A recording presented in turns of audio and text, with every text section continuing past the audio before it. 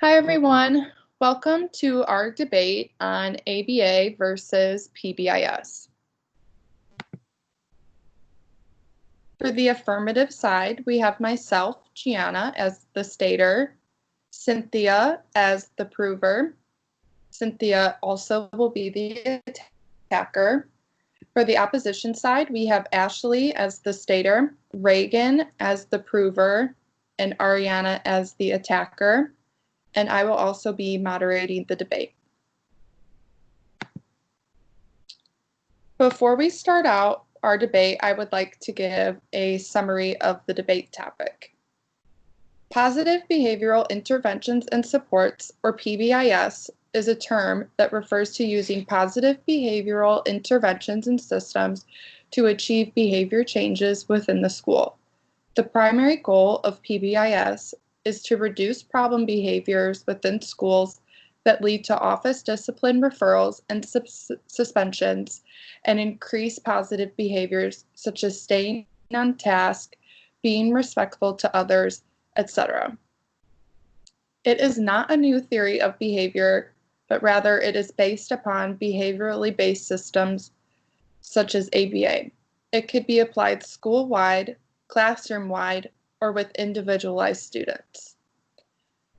Applied behavior analysis, on the other hand, is a scientific discipline designed to increase socially significant behaviors while decreasing impeding challenging behaviors to increase independence within the individual.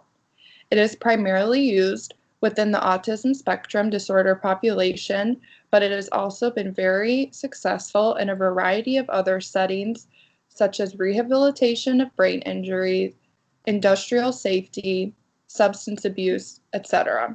It frequently uses positive reinforcement to increase desirable behaviors, but it does at times use negative reinforcement or punishment procedures as well. This debate topic is significant because it discusses and compares the differences between these two sciences related to behavior change. On one hand, critics of PBIS view it as a watered-down version of ABA, and they believe that it could not be supported or validated due to the lacking of rigorous research to support the interventions as evidence-based. Supporters of PBIS, however, argue that it promotes meaningful change of socially significant behaviors and uses similar methods to ABA in promoting this behavior change, and it therefore should be recognized as an effective application of ABA principles within a different setting. Since PBIS is a fundamentally new science that has been derived from ABA with the lack of formal training of practitioners like we see within the field of ABA, many behavior analysts argue that PBIS interventions may result in deleterious effects for their consumers. Without thorough data collection procedures, continuous monitoring of the behavior change programs, and thorough training of the facilitators as we see present within ABA, it possibly goes against several of the ethical codes outlined by the BACB. This poses the ethical dilemma of, should PBIS be considered a proponent of ABA, and what implications does this have on the field of ABA? And now I will be stating the arguments for the affirmative side in support of PBIS. PBIS, or Positive Behavior Interventions and Supports, encourages positive behaviors through the reduction and elimination of challenging behaviors within school settings. The core principles of PBIS are: schools can effectively teach appropriate behavior to all students, intervene early, use a multi-tier model, use research-based interventions, monitor student progress often, use data to make decisions, and use assessments to screen, diagnose, and monitor progress. PBIS is a three-tiered system. The first tier is targeted at the entire school or classroom, where systems are implemented for the entire population. The second tier is targeted at specialized groups of students that are at risk for challenging behavior. The third tier is an individualized approach for students at especially high risk. Some examples of a primary prevention intervention would be posted behavioral expectations at a school-wide level or within a classroom. Students are often rewarded for adhering to the behavioral expectations either through a token economy or a group contingency. Secondary prevention is a smaller, more individualized group, such as a group that frequently gets office referrals. Token economies or group contingencies are often used within this group as well. Tertiary intervention is directed towards individual students who need a more personalized approach. Within these tiers, there is a least to most approach, as it ranges from least intrusive interventions to most intrusive interventions on the individual. Decisions on which interventions are appropriate within PBIS are data-driven. Office referral data is typically used to decide which behavioral expectations should be applied to the school. For example, if office referrals are typically given to students for running through the hallways in the school, an appropriate behavioral expectation for the school would be, I walk with my hands at my side when I'm in the hallways. Office referral data can also help determine which students are considered at risk or at high risk to engage in problem behavior and help determine what an appropriate intervention for them would be. An example of this in practice would be using a group contingency on students who are within the at-risk population to reward them for displaying appropriate behavior by giving them extra recess time if they meet the group criterion. Those who are at high risk may have a more individualized behavior plan. This is typically done by conducting a functional behavior assessment, or FBA, to determine the function of the behavior and to determine what the appropriate intervention would be based upon this function. PBIS is also fundamentally similar to ABA. It promotes the improvement of quality of life and incorporates person-centered values, as well as focuses on prevention by manipulating environmental variables and reinforcing positive behaviors. Treatment fidelity is also present within the PBIS framework. There are typically meetings to give resources to the staff on what the intervention should look like in practice, as well as meetings to discuss data collection procedures, operational definitions, etc. IOA meetings are also conducted typically on a weekly or a monthly basis to ensure that the intervention is being implemented as it is intended to. These are usually conducted by team leaders or a behavior analyst if they are leading the behavior change program. Finally, and in my opinion, and most importantly, PBIS is an important way that ABA has extended beyond our sandbox. PBIS has taken our principles and given them recognition on a national level. The Individuals with Disabilities Education Act of 1997 suggested that a functional behavior assessment be the basis of PBIS. The U.S. Department of Education has made school-wide PBIS one of their top priorities and has funded it through very large grants. Therefore, it has allowed our principles to be taken on and more recognized on a national level while applying them in a very naturalistic setting.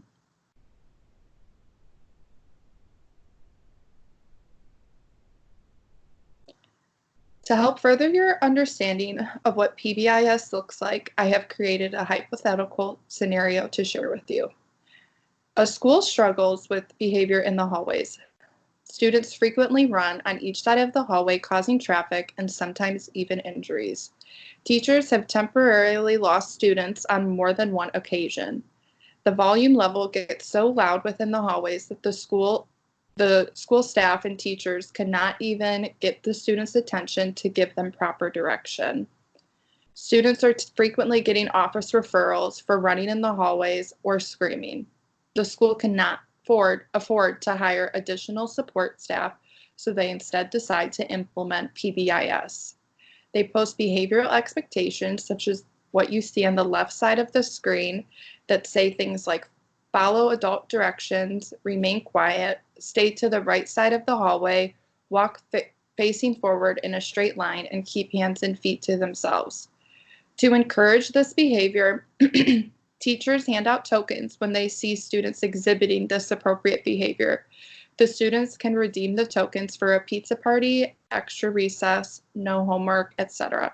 They are reinforcing the positive behavior that they would like to see increase, and at the same time, behavior that leads to office referrals within their school.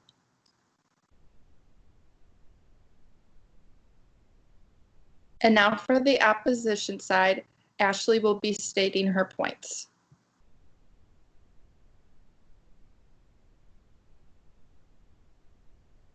Applied behavior analysis, or ABA, is a scientific approach to understanding behavior.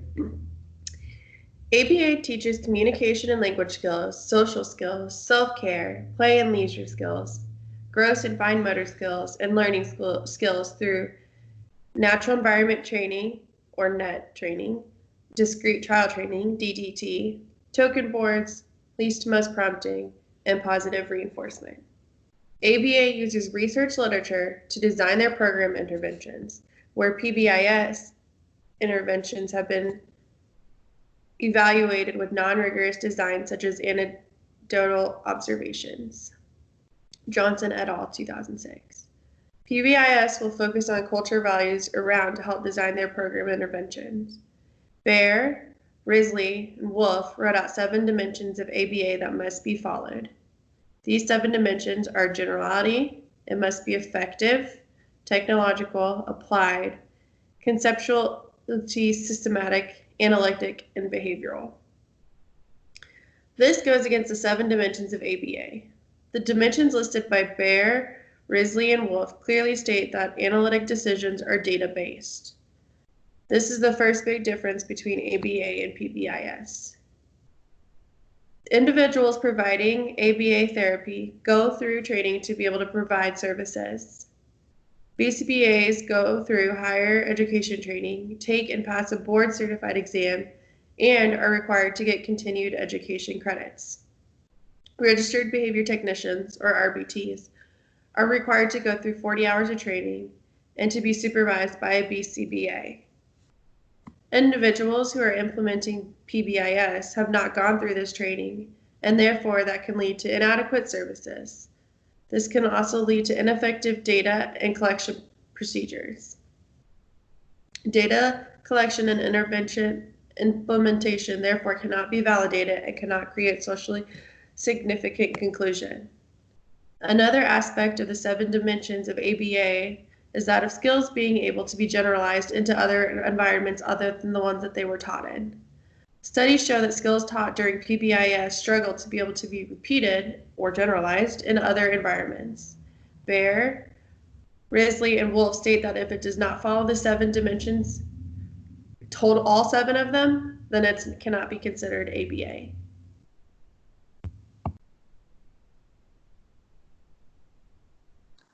Thank you, Ashley. And now we will have Cynthia state her points for the affirmative side as the prover. As stated by Ashley, PBIS does not follow the 7 dimensions of ABA. However, there are several dimensions that PBIS does fulfill. First, since there are intensive weekly IOA meetings and rigorous training to ensure fidelity with the implementation of PBIS programs, PBIS then fulfills the analytic dimension of ABA, which states that decisions must be made based off data that has been collected. Second, the behaviors that are targeted for change in PBIS are observable and measurable. For example, the number of instances a student engages in the daily routine that is given can be observed and counted for data collection. PBIS also uses an operational definition to define the behaviors being targeted.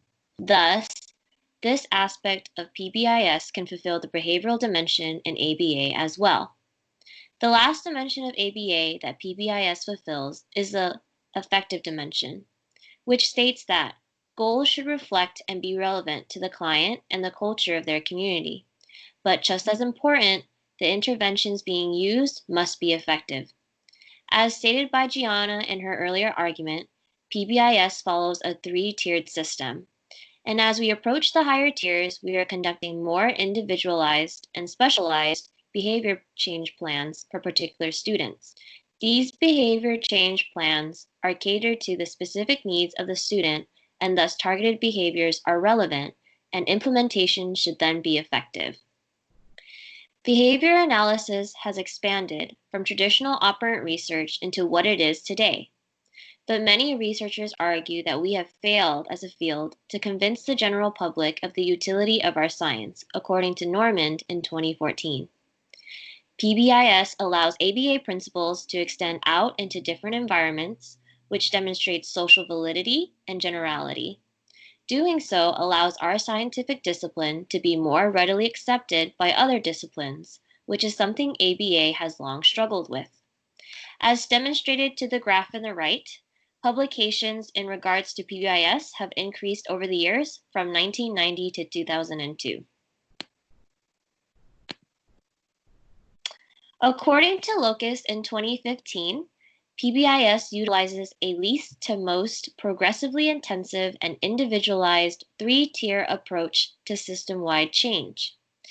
It incorporates continual monitoring of individual progress, evidence-based behavioral interventions, such as positive reinforcement for appropriate social and academic performance, and contingent consequences for engagement in maladaptive behaviors, and ongoing evaluation of effectiveness. This least to most approach is very conceptually similar to the least to most prompting hierarchy commonly used within the field of applied behavior analysis.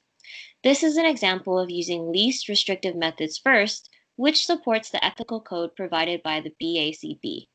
As a reminder, referring to the image on our right, as stated before by Gianna, the three-tier system implemented within PBIS consists of the primary level for school-wide and classroom-wide behavior change, the secondary level for specialized groups of individuals with at-risk behavior, and the tertiary level for specialized individualized systems for students with high-risk behavior.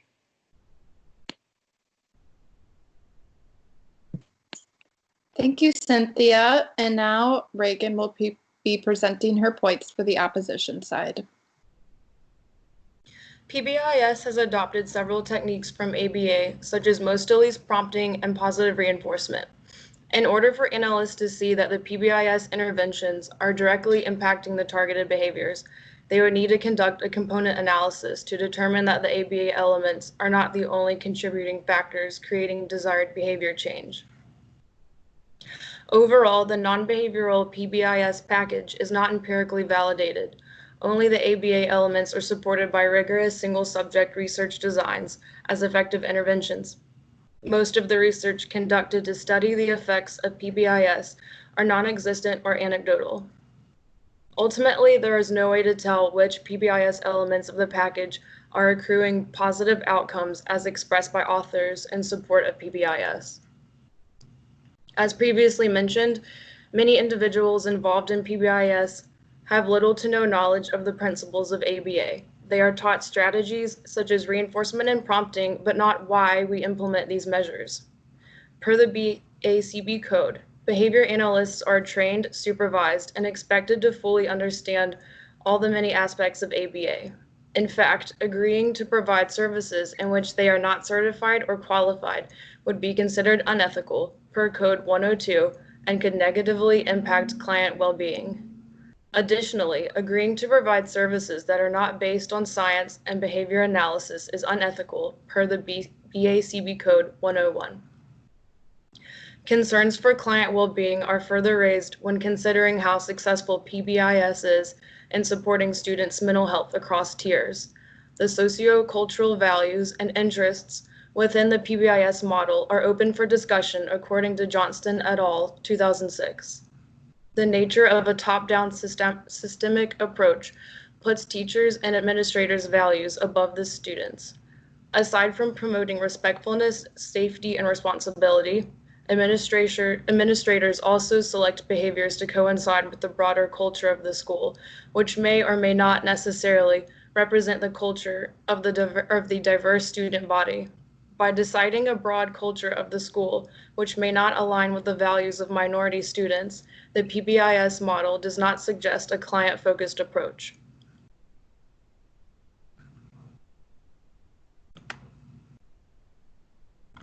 Thank you, Reagan. And now Cynthia will be presenting her arguments for the affirmative side. While it is true most educators who implement PBIS may not have thorough training in ABA, it is sometimes unfeasible for ABA to be implemented within the classroom. For example, data taking requires time and attention that teachers may not be able to give. Furthermore, the funds for paraprofessionals or additional support staff may be out of budget. Therefore, PBIS is an appropriate alternative because it allows behavior change strategies to be implemented in an efficient manner. Furthermore, there is ample evidence to support the role of non-experts, such as parents, as effective intervention agents given appropriate training and supervision, according to Lucy Shin et al. In 2002. Also, within PBIS, there are typically weekly or monthly IOA meetings to ensure treatment fidelity. Staff is often thoroughly trained and thus providing quality services within the realms of competence. To continue, while the opposition is correct that PBIS does not include rigorous single-subject research designs, establishing it as an effective intervention like ABA does, PBIS focuses on behavior change in naturalistic settings, not clinical ones. Therefore, anecdotal evidence or group designs may be more appropriate within this kind of context.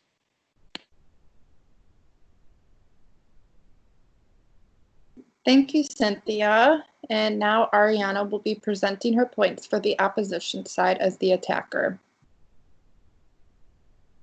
Although PBIS is a growing field and borrows some ideas from applied behavior analysis, such as most-to-least prompting, the team and community implementing these techniques lack the full array of basic competencies in ABA due to less training. As discussed in the article, Moving Forward, Positive Behavior Support, and Applied Behavior Analysis.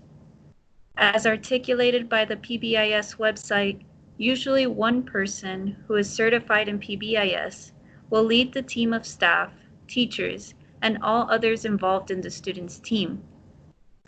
In comparison to ABA, the entire team is expected to receive appropriate education, training, and certifications. By not prioritizing appropriate training, PBIS does not follow the effective dimension of ABA. Research-based practice, which includes training, allows the clients we work with to develop the skills necessary for them to be as independent as possible in their life. And contrary to our opponent's arguments, ABA can be applied to settings other than clinical settings. One of the key dimensions of ABA is that the interventions are technological.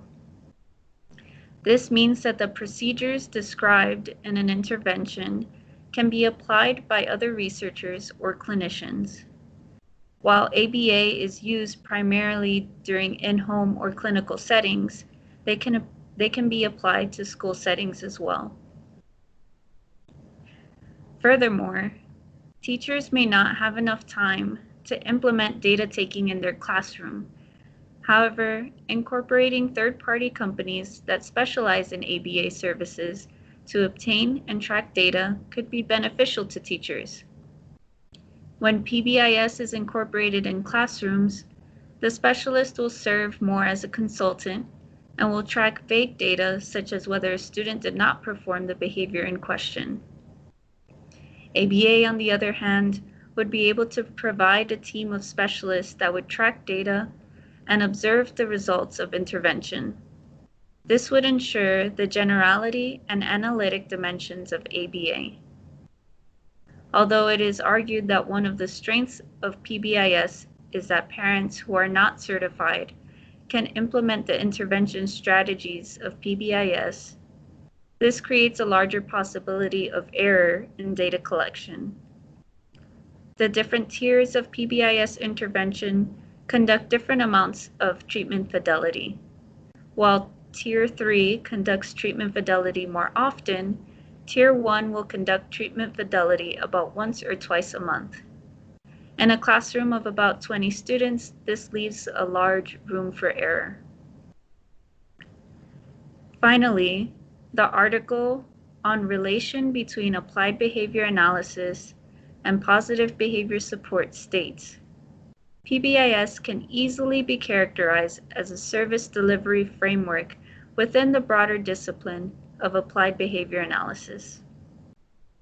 Most of the interventions accepted by PBIS derive from ABA, and communities are learning more about the positive interventions associated with it. Since expansion of PBIS has been more widely accepted by the masses and the federal government, awareness for ABA has also increased. Due to the awareness of ABA, the Individuals with Disabilities Education Act was amended to include that a functional behavior assessment be the basis of a positive behavior support plan for individuals with disabilities, as stated by Kincaid and Putnam in 2015. Although the preference for PBIS over ABA in school settings is still widely implemented, federal regulators understand that the practices are being derived from ABA. Functional assessments are a necessary tool when addressing behaviors, and the utility has been proven by several studies. Because ABA has had a longer history of research and time to evolve, it is much more established in comparison to PBIS, as seen in the functional assessment example, and this can properly guide educators to provide services that can be empirically sound.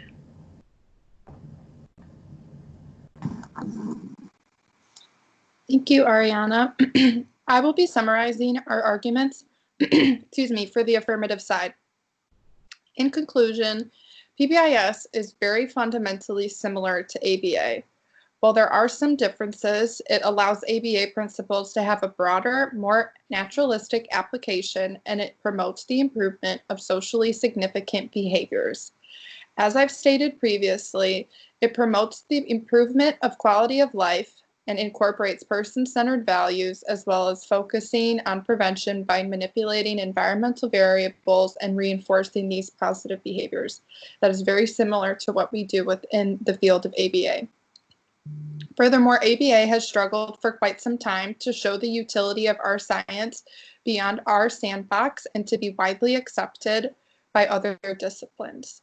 While yes, it is true that PBIS does not have the same empirical evidence with rigorous research studies that ABA does, like the opposition has stated, we need to acknowledge the fact that this is due to the fact that PBIS takes place in a different setting and different research is appropriate within this context.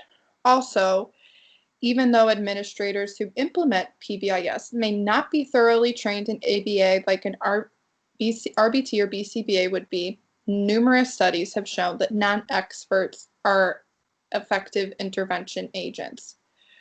Also, there are still treatment fidelity procedures when PBIS is administered appropriately. It is still data-driven, contrary to popular belief. PBIS allows important facets of ABA to be implemented within school systems to promote positive behavior change when this may otherwise not be possible due to time constraints, budget constraints, or other limitations that may arise. Behavior analysts should not cast away PBIS as inappropriate just because it is not exactly the same as ABA, and they should instead be interested in PBIS and offer their support because we have the experience and the training to contribute to this framework in a positive and meaningful way. We have the opportunity to conduct research studies on the effectiveness of PBIS and better the field of PBIS and ABA as a whole. It offers us the opportunity to also help individuals access these evidence-based interventions that are designed to help them achieve meaningful and socially significant change. And now the opposition side will make their summarizing arguments. In summary, PBIS is not the same or comparable to ABA due to many reasons. While it may encompass some of the dimensions of ABA, it lacks important dimensions and has other drawbacks such as it does not focus on research, but the top-down approach focuses on the culture of the school, not on the students. Additional training and knowledge in ABA practices are required and are not necessarily required for PBIS. It lacks the 7 dimensions of ABA, for example, generalization, effectiveness, technological, and applied. PBIS is more widely known and accepted by the public and has opened several doors for the field of ABA. ABA, per the BACB Code of Conduct, values empirical data and extensive training. PBIS, on the other hand, breaks ethical codes 1.2 and 1.1. Without these elements, we are just ignoring the structure of what it encompasses. Therefore, although similar, PBIS is not equivalent to ABA. Thank you to both the affirmative and the opposition sides for presenting your arguments and rebuttals to one another for this debate topic. To wrap up, I would just like to conclude that PBIS and ABA may not be exactly the same, but there are stark similarities between the two due to PBIS pulling so much of its interventions from the field of ABA. And furthermore, research does support both these interventions as effective. This topic is really important for us to consider as practitioners due to the ethical implications it has on the field within the field of ABA. We can't really decide everyone's opinion on whether it is the ethical or unethical thing to do, but we hope that these arguments presented help you come to your own conclusion. Thank you, and here are our references.